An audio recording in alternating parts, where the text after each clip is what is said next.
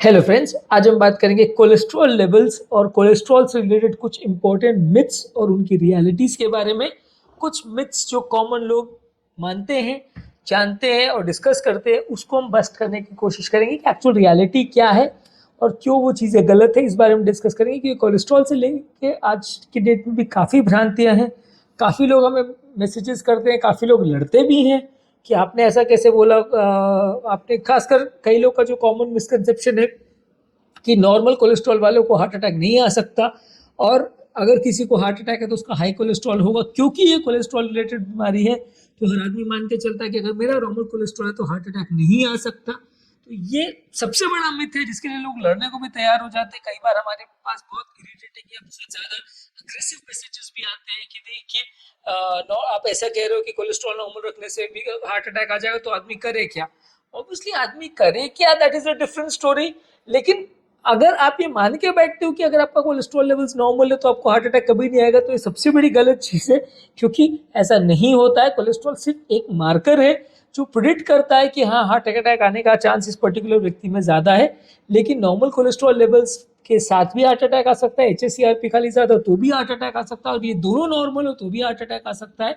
हाँ, ये है कि कोलेस्ट्रॉल ज़्यादा होने से रिस्क कंपेरेटिवली बढ़ जाएगा। रिस्क फैक्टर्स जितने ज़्यादा होंगे उतना रिस्क ज़्यादा बढ़ जाएगा, but that does not guarantee कि अगर नॉर्मल कोलेस्ट्रॉल है तो आपको हार्ट अटैक नहीं आएगा, क्योंकि ये सिर्फ एक मार्कर है। ये इकलौता मार्कर या एकमात्र मार्कर है, ऐसा नहीं है। टॉपिक पर डिटेल में जाने से पहले जो लोग हमारे चैनल पे नए हैं उन्हें रिक्वेस्ट करूंगा चैनल को सब्सक्राइब करें। ऐसा करने से चैनल को कंटिन्यू करने के लिए हमें मोटिवेशन और इंस्पिरेशन मिलती है। अगला मिथ ये है कि सब मान के चलते हैं कि सारा कोलेस्ट्रॉल खराब है। गुड कोलेस्ट्रॉल, बैड कोलेस्ट्रॉल, वैसे ऑब्वियसली आज के डेट में उतना मिथ नहीं है, क्योंकि 70-80% लोग जानते हैं कि गुड कोलेस्ट्रॉल जो है वो पेरिफेरल से कोलेस्ट्रॉल को या खराब फैट के मॉलिक्यूल्स को लेके आके लिवर में उनको मेटाबोलाइज कराते हैं। तो गुड कोलेस्ट्रॉल ज़्यादा होना अच्छा है, बैड कोलेस्ट्रॉल ज़्यादा होना बुरा है। तो इसलिए सारा कोलेस्ट्रॉल बुरा होता है, ये भी एक मिथ है। नेक्स्ट है कि हर फूड जिसमें कोलेस्ट्रॉल है वो बुरा है। देखिए, कोलेस्ट्रॉल कई तरीके का होता है। इनफैक्ट कुछ जो फूड प्रोडक्ट्स है जिसमें ओमेगा 3 फैटी एसिड ज़्यादा है वो उल्टा फ़ायदा करते हैं।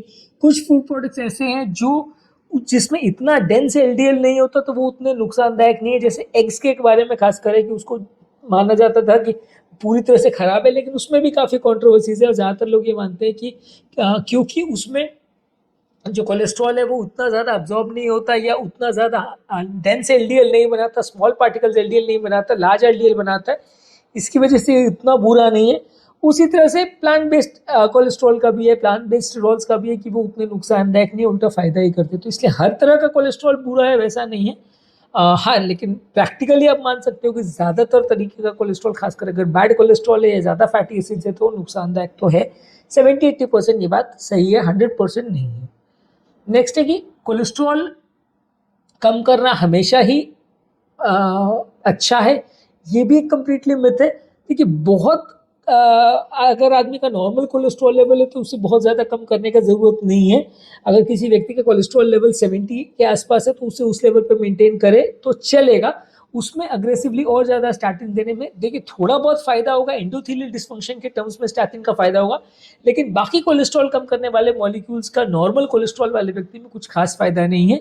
तो इसलिए अगर नॉर्मल कोलेस्ट्रॉल लेवल्स है तो स्टैटिन्स, अगर हार्ट अटैक आ चुका है या एंडोथेलियल डिस्फंक्शन का एविडेंस है तो दिया जा सकता है। बाकी मॉलिक्यूल्स देने का कोई खास एविडेंस नहीं है, क्योंकि उससे और लोअर करने का बाकी कोई मॉलिक्यूल्स में फ़ायदा नहीं है।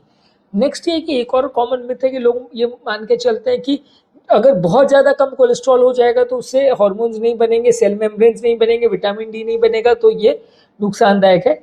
ज़्यादातर स्टडीज ऐसे शो करती है कि इवन बहुत लोग कोलेस्ट्रॉल, इवन PCSK9 जो इनिबिटर के साथ जो स्टडीज थी उन्होंने 30 मिलीग्राम्स पे स्टडी किया था। वैसे हम तो गाइडलाइंस में मान के चलते हैं कि 70 के आसपास मेंटेन करते हैं LDL हाई रिस्क पेशेंट्स में। नॉर्मल रिस्क पेशेंट में LDL को हम 100 के आसपास मेंटेन करते हैं, हाई रिस्क में 70 के नीचे मेंटेन करते हैं। पर PCSK9 के साथ जो स्टडीज हुई थी, जो सबसे लेटेस्ट और सबसे स्ट्रॉन्ग मॉलिक्यूल है कोलेस्ट्रॉल को कम करने का, उसमें इवन ये शो किया था कि 30 से नीचे भी अगर आप कोलेस्ट्रॉल को ले आओ तो भी फायदा ही होगा, नुकसान नहीं होगा। तो इवन बहुत लो लेवल्स कोलेस्ट्रॉल में भी बॉडी अपने जो इंपॉर्टेंट हार्मोन्स है या मेटाबॉलिक प्रोडक्ट्स है वो बना लेती है। तो इसलिए ऐसा नहीं है कि अगर आप कोलेस्ट्रॉल लो करते जाओगे या 100 से अगर आप 70 पे ले आओगे या 70 से 30 पे ले आओगे तो सेल मेम्ब्रेन बनना बंद हो जाएगा, कि हार्मोन बनना बंद हो जाएंगे, विटामिन डी बनना बंद हो जाएगा। ऐसा कुछ भी नहीं है। बहुत लो कोलेस्ट्रॉल लेवल्स भी अगर ब्लड का आ रहा है या एलडीएल का आ रहा है तो भी बॉडी अपने काम चलाने की हिसाब से अपना काम कर ही लेती है। तो इसलिए कोलेस्ट्रॉल में लोअर द बेटर का सिस्टम ही चलता है। हालांकि फिर भी अभी तक इंटरनेशनल गाइडलाइंस 30 का कट ऑफ को उतना रिकमेंड नहीं करती, क्योंकि जो स्टडीज हुई है वो बहुत बड़ी स्टडीज नहीं है, मीडियम लेवल की स्टडीज है, तो इसलिए बहुत बड़ी स्टडीज नहीं है। तो गाइडलाइन अभी भी 70 को ही टारगेट रखने को बोलती है। कुछ गाइडलाइंस 50-55 का टारगेट भी अभी दे रही है, लेकिन फिर भी 30 का गाइडलाइंस खाली इंडियन सोसाइटी ने दिया है। बाकी ज़्यादातर लोग 70 या 55 तक का गाइडलाइन नहीं मानते। एलडीएल कोलेस्ट्रॉल की बात कर रहा हूँ, टोटल कोलेस्ट्रॉल की नहीं, एलडीएल कोलेस्ट्रॉल की बात कर रहा हूँ। तो लोअर कोलेस्ट्रॉल होना ज़्यादा बेटर है, एटलीस्ट एविडेंस अभी तक तो यही सजेस्ट करता है। बहुत लो कोलेस्ट्रॉल होने से बॉडी का नुकसान हो जाएगा, ऐसा अभी तक तो कोई डेटा अवेलेबल नहीं है। फ्यूचर में अगर कुछ होता है तो मे बी उसे हम फिर से डिस्कस कर सकते हैं। नेक्स्ट एक इंपॉर्टेंट बात है कि कोलेस्ट्रॉल सिर्फ प्रॉब्लम जो है उम्र दराज पेशेंट को इफेक्ट करता है। कोलेस्ट्रॉल जो नली में डिपॉजिट होना है वो 10-15 साल की आयु से ही चालू हो जाता है। तो इवन यंग लोगों में भी आपको कोलेस्ट्रॉल का ध्यान रखने की ज़रूरत है, क्योंकि कोलेस्ट्रॉल डिपॉजिट, हार्ट अटैक भले 60-70 की एज में आएगा, लेकिन कोलेस्ट्रॉल जमा होना तो बहुत अर्ली एज में ही स्टार्ट हो जाता है। तो आपको यंग एज से कोलेस्ट्रॉल का ध्यान रखने की ज़रूरत है। नेक्स्ट है कि कोलेस्ट्रॉल खाली मोटे लोग को इफेक्ट करता है। हर मोटा आदमी का कोलेस्ट्रॉल ज़्यादा होगा और दुबले पतले आदमी का कोलेस्ट्रॉल कम होगा। थोड़ा प्रोपोर्शनेशन है कि मोटे आदमी में कंपैरेटिवली क्योंकि फैट का कंटेंट ज़्यादा है तो कोलेस्ट्रॉल ज़्यादा हो सकता है, पर ज़रूरी नहीं है कि हर मोटा आदमी को कोलेस्ट्रॉल ज़्यादा होगा और हर दुबला आदमी का कोलेस्ट्रॉल कम होगा, ऐसा कोई ज़रूरी नहीं है। इसका उल्टा भी बहुत ज़्यादा केसेस में देखने को मिल जाता है। तो इसलिए ऐसा बिल्कुल मत सोचिए कि मोटा आदमी है या जिसका वजन ज़्यादा है उसी को कोलेस्ट्रॉल होगा, उसी को हार्ट अटैक आएंगे, ऐसा कोई ज़रूरी नहीं है। दुबले आदमी को और खेती बाड़ी करने वाले मजदूर को भी हार्ट अटैक आ सकता है, काफ़ी कॉमन है। नेक्स्ट है कि काफ़ी कॉमनली लोग जो सोचते हैं कि जो वेजिटेरियन बेस्ड डाइट लेते हैं उनको कोलेस्ट्रॉल नहीं बढ़ेगा, क्योंकि वेजिटेरियन फूड में कोलेस्ट्रॉल नहीं होता। कि वेजिटेरियन बेस्ड डाइट में प्लांट स्टेरॉल्स होते हैं जो कंपेरेटिवली थोड़ा फ़ायदा करते हैं, लेकिन जो कार्बोहाइड्रेट्स हैं, जो ट्राइग्लिसराइड्स हैं, वो बॉडी में जाके फ्री फैटी एसिड्स बनाते हैं और वो बॉडी में अंदर कोलेस्ट्रॉल बना लेते हैं। बॉडी में बनने वाला कोलेस्ट्रॉल जो है 70-80% ऑफ जो टोटल कोलेस्ट्रॉल है वो लिवर के अंदर ही बनता है, और डाइट की वजह से जो कोलेस्ट्रॉल होता है खाली 10-20% ही होता है। इसलिए अगर आप चाहे खाना बंद भी कर दें या टोटल वेजिटेरियन डाइट भी ले या तेल घी बिल्कुल भी बंद कर दें, जीरो ऑयल भी कर दें, तो भी कोलेस्ट्रॉल लेवल पूरी तरह से नॉर्मल आ जाएगा। इसकी कोई गारंटी नहीं है, क्योंकि हर तरह के फूड प्रोडक्ट को या हर कार्बोहाइड्रेट या कुछ भी आप उसके बदले खाओगे बॉडी उसको फैट में कन्वर्ट कर सकती है, और जितनी बॉडी की मेटाबॉलिक रिक्वायरमेंट है उतना तो कोलेस्ट्रॉल वो बना लेगी, लेकिन मेटाबॉलिज्म गड़बड़ तो ज्यादा भी बना लेगी, भले आपने कोलेस्ट्रॉल खाया नहीं। हाँ, 20-30% तक का प्रोडक्शन डाइट के बेसिस पे एक्सपेक्ट कर सकते हैं। नेक्स्ट है कि लोगों को लगता है कि हर कोलेस्ट्रॉल का टेस्ट सेम है, लोग खाली टोटल कोलेस्ट्रॉल करके बैठ जाते हैं या सिर्फ एलडीएल करके बैठ जाते हैं। हर कोलेस्ट्रॉल वैल्यूज़ की अलग इंपॉर्टेंस है। टोटल कोलेस्ट्रॉल की अलग है, एलडीएल की अलग है, एचडीएल की अलग है, वीएलडीएल की अलग है, ट्राइग्लिसराइड्स की अलग है। सारे कोलेस्ट्रॉल की टेस्ट की वैल्यूज़ अलग है, तो इसलिए टोटल लिपिड प्रोफाइल ही करवाना ज़्यादा रिकमेंडेड है, रादर एक स्पेसिफिक फ्रैगमेंट को हम एनालाइज करें तो वो उतना बेनिफिशियल नहीं है। नेक्स्ट हमने ऑलरेडी डिस्कस किया कि काफ़ी लोग सोचते हैं कि हार्ट अटैक खाली हाई कोलेस्ट्रॉल लेवल्स वाले पेशेंट में आता है, ये कम्प्लीटली गलत है। नॉर्मल कोलेस्ट्रॉल वाले लोगों में भी हार्ट अटैक आ सकता है, काफ़ी कॉमन है। अगला इंपॉर्टेंट मिथ है कि लोगों को ऐसा लगता है कि अगर आपको कोई सिम्टम्स है तो ही कोलेस्ट्रॉल लेवल्स का आपको तकलीफ देगा, अदरवाइज नहीं है। लोगों को लगता है कि मेरे को कोई तकलीफ नहीं है, मैं डेली दौड़ता भागता हूँ, मेरे को कोई प्रॉब्लम नहीं है, तो मेरे को कोलेस्ट्रॉल का दिक्कत नहीं है।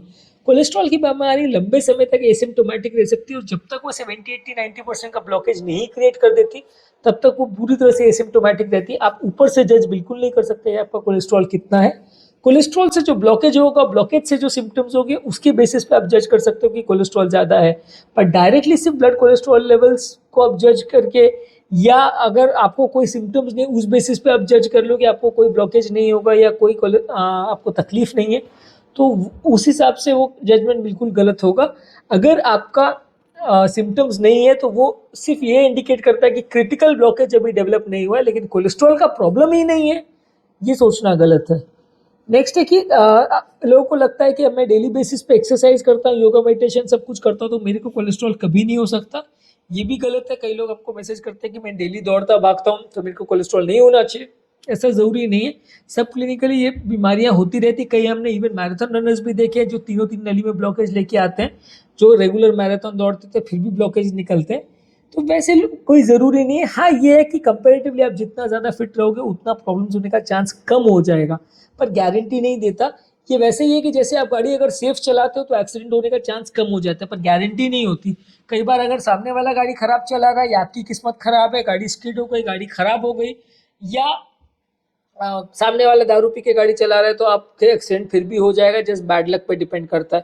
तो इसलिए आप ध्यान से गाड़ी चला रहे हो तो आपके एक्सीडेंट होने का चांस कम हो जाता है, बट गारंटी हो जाती है ऐसा नहीं है। तो वैसे कोलेस्ट्रॉल को कंट्रोल करने से हार्ट अटैक का चांस कम हो जाता है, गारंटी हो जाती है ऐसा बिल्कुल नहीं है। नेक्स्ट है कि नेक्स्ट कई लोग का थॉट प्रोसेस है कि वो लोग जो खाली फैटी फूड्स खाते हैं उनको ही हाई कोलेस्ट्रॉल होता है। ऐसा भी नहीं है, ज़्यादातर जो कोलेस्ट्रॉल मैंने बोला कि वो बॉडी में जो बनता है वो लिवर के अंदर बनता है। अगर आप बिल्कुल फैट फ्री डाइट भी ले रहे हैं तो भी आपको हाई कोलेस्ट्रॉल हो सकता है। हाँ, कंपेरेटिवली 20-30% का आपको रिडक्शन देखने को मिल सकता है अगर आप फैट फ्री डाइट लेते हैं तो, लेकिन उससे 100% गारंटी हो जाएगी कि कोई कोलेस्ट्रॉल का प्रॉब्लम नहीं आएगा, ऐसा बिल्कुल नहीं है। तो आज के टॉपिक में हमने कोलेस्ट्रॉल से रिलेटेड कुछ इंपॉर्टेंट मिथ्स और कुछ इंपॉर्टेंट इश्यूज पर डिस्कशन किया। यदि इस टॉपिक को संबंधित आपकी कोई कमेंट्स, क्वेरी, सजेशन है या कोई और मिथ्स पर आप डिस्कस करना चाहते हैं तो नीचे कमेंट सेक्शन में उनके बारे में बताइए। जो लोग हमारे चैनल पे नए हैं उन्हें रिक्वेस्ट करूंगा कि चैनल को सब्सक्राइब करें। ऐसा करने से चैनल को कंटिन्यू करने के लिए हमें इंस्पिरेशन, मोटिवेशन और ताकत मिलती है। जो लोग हमारे कंटेंट को शॉर्ट या ब्रीफ में देखना चाहते हैं, बहुत डिटेल वीडियोस नहीं चाहते, उनके लिए रेगुलर बेस पे हम यूट्यूब शॉर्ट्स अपलोड कर रहे हैं। इसमें सारे टॉपिक का 1 मिनट समरी हम आपको देते हैं। इसमें इंपॉर्टेंट फीचर्स रहते हैं, उनको आप देख सकते हैं, एंजॉय कर सकते हैं, सोशल मीडिया ग्रुप्स में फ्रेंड्स फैमिली के साथ शेयर कर सकते हैं। और ये सारे टॉपिक्स को हम यूट्यूब के अलावा फेसबुक और इंस्टाग्राम पे रील्स पे भी अपलोड करें, तो वहाँ पे भी आप हमें फॉलो कर सकते हैं। तो आपको ये सारा कंटेंट डेली बेसिस पे मिलता रहेगा।